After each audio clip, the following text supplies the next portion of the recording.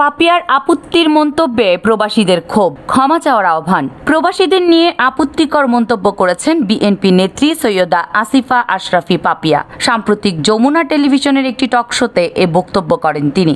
তার বক্তব্য ঘিরে দেশ বিদেশে প্রবাসীদের মাঝে তীব্র প্রতিক্রিয়া দেখা দিয়েছে। টক শোতে পাপিয়া বলেন, বাংলাদেশি মানুষ ভিটেমাটি বিক্রি করে তাদের সন্তানদের বিদেশে পাঠান অর্থ উপার্জনের জন্য। পরিবারের জন্য টাকা পাঠানো তাদের দায়িত্ব। তাদের ভোট দেওয়ার কি দরকার? তারা রাজনীতিতে ভূমিকা রাখলেও সেটা সেফ জোনে থেকে।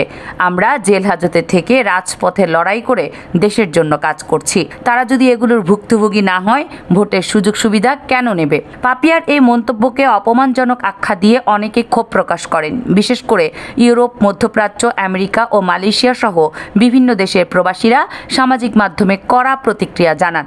যুক্তরাজ্য প্রবাসী সাইফুর রহমান তার ভেরিফাইড ফেসবুক পেজে লিখেছেন, হ্যালো ম্যাডাম, আওয়ামী লীগের আমলে এমপিগিরি করে ঘুরে বেড়াইছেন, বুক ফুলাইয়া চলছেন, আর প্রবাসে গত 15 বছর ধরে তারাই গেছে যারা আপনাদেরকে ক্ষমতায় এনেছিল। আওয়ামী লীগের সাথে আপোষ করেনি বলেই দেশ ছেড়েছিল। হুমায়ুন কবির নামে এক প্রবাসী লেখেন, পাপিয়া মানসিকভাবে বিকারগ্রস্ত। তিনি লাখো রেমিটেন্স যোদ্ধা ও তাদের পরিবারকে অপমান করেছেন। বিএনপির মতো দলে এমন নেত্রী বিস্ফোরা, তাকে বহিষ্কার করা উচিত।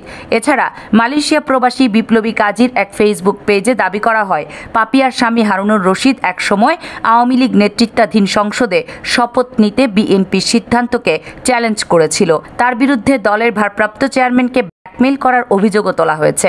বিশ্লেষকদের মতে, প্রবাসীরা শুধু রেমিটেন্সই পাঠান না, দেশের রাজনীতিতেও তাদের প্রভাব রয়েছে। তারা বিএনপির ভোট ব্যাংকের একটি বড় অংশ।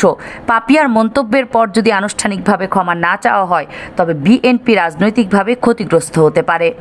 কামরুন নাহার, রাখি, কেএনআর মিডিয়া।